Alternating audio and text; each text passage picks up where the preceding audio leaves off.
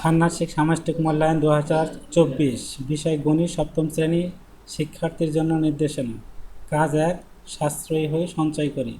জোড়াই কাজের নির্দেশনা। ধরো তোমার বাসার জন্য একটি পড়ার টেবিল বানানোর চিন্তা করেছ। টেবিলটির বিশেষ বৈশিষ্ট্য হচ্ছে এর দৈর্ঘ্য ও প্রস্থ সমান হবে। টেবিলটি বানানোর খরচ তুমি তোমার প্রতি মাসে হাত খরচের টাকা থেকে সঞ্চয় করার মাধ্যমে সংগ্রহ করার সিদ্ধান্ত নিয়েছ।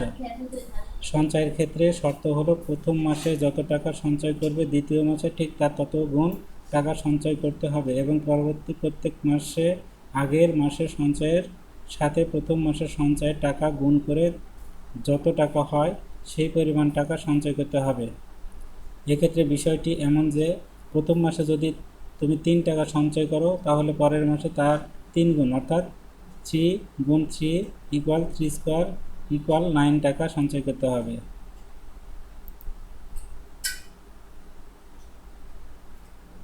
তোমরা সহপাঠীদের সাথে আলোচনা করে তোমরা দুইজন প্রথম মাসে কত টাকা সঞ্চয় করবে তা ঠিক করে নাও।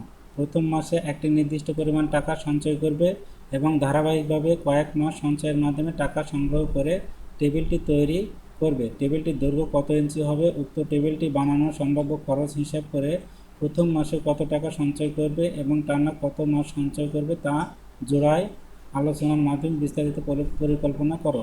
কীভাবে পরিকল্পনাটি করে কাজটি করবে তা উত্তরপত্রে ধাপে ধাপে বর্ণনা করো। এবার প্রত্যেকে নিজের খাতায় নিচের প্রশ্নের উত্তর লিখে রাখো। এখানে 4টি প্রশ্ন দেওয়া আছে, এই প্রশ্নগুলো তোমাদের খাতায় লিখতে হবে। 1 নম্বর প্রশ্ন বলা হয়েছে সঞ্চয়ের হিসাব ছক আকারে লিখো। 2 নম্বর প্রশ্ন বলা হয়েছে সংখ্যাগুলো কি ছকের মাধ্যমে সূচক আকারে প্রকাশ করা যাবে ব্যাখ্যা দাও। 3 নম্বর পঞ্চম মাসে তোমার সঞ্চয়ের পরিমাণ কত টাকা হবে। 4র্থ প্রশ্ন বলা হয়েছে তোমার পরিকল্পনা অনুযায়ী টেবিলটি তৈরি করতে কত মাস সঞ্চয় করার প্রয়োজন হবে। 1 নম্বর প্রশ্নের সমাধান। সাশ্রয়ী হয়ে সঞ্চয় করি। আমি প্রথম মাসে 3 টাকা সঞ্চয় পরিকল্পনা করেছি। আমার সঞ্চয়ের হিসাব ছক আকারে প্রকাশ করলাম। এখানে আমি 3 টাকা সঞ্চয় পরিকল্পনা করছি, এখানে তোমরা 4 টাকাও সঞ্চয়ের পরিকল্পনা করতে পারো।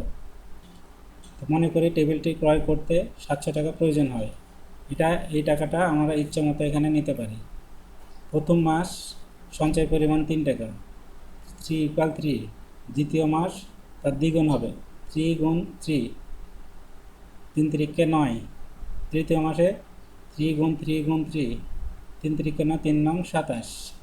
চতুর্থ মাসে 3 গুণ 3 গুণ 3 গুণ 3 অর্থাৎ 81, 3 তিরিকে 9, 3 নং 27, 3 27 81। এভাবে আমরা পঞ্চম মাস, ষষ্ঠ মাস, সপ্তম মাস পর্যন্ত হিসাব করে নেব।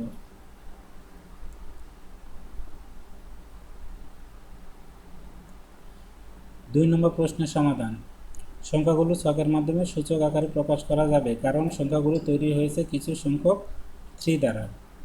নিচের ছক আকারে দেখানো হলো। প্রথম মাস সঞ্চয়ের পরিমাণ 3 ইকুয়াল টু 3। এখানে 3 আছে, 3-র সূচক কিছু নাই, তার মানে 1 আছে। এখানে 3 একটা, এখানে একটা, 2টা, 3-র উপর সূচক হবে 2। পরেরটাতে 1 2 3, 3টে 3 আছে, সূচক হবে 3। 4টা 3 আছে, পরেরটাতে সূচক হবে 4। এরপরেরটাতে 5টা, পঞ্চম মাসে 5টা 3 আছে, এজন্য 3 টু দি পাওয়ার 5 অর্থাৎ সূচক হবে 5। পরেরটাতে হবে 6টা সূচক, আর সপ্তম মাসে হবে 7টা সূচক। 3 নম্বর প্রশ্নের সমাধান। পঞ্চম মাসে আমরা সঞ্চয় পরিমাণ 243 টাকা পেয়েছি। 4 নম্বর প্রশ্নের সমাধান। আমার পরিকল্পনা অনুযায়ী টেবিলটি তৈরি করতে মোট 6 মাসের সঞ্চয়ের প্রয়োজন হবে। 4র্থ প্রশ্ন বলা হয়েছে তোমার পরিকল্পনা অনুযায়ী টেবিলটি তৈরি করতে কত মাস সঞ্চয় করার প্রয়োজন হবে। আর 3 নম্বর প্রশ্ন বলছে পঞ্চম মাসে তোমার সঞ্চয়ের পরিমাণ কত টাকা হবে। তো আমরা ছক থেকে বলতে পারবো এখানে পঞ্চম মাসে 243 টাকা আমাদের সঞ্চয় হয়েছে। আর যেহেতু আমাদের টেবিলটা তৈরি করতে 700 টাকা প্রয়োজন, এই জন্য আমার পরিকল্পনা অনুযায়ী টেবিলটি তৈরি করতে মোট 6 মাসের সঞ্চয়ের প্রয়োজন হবে।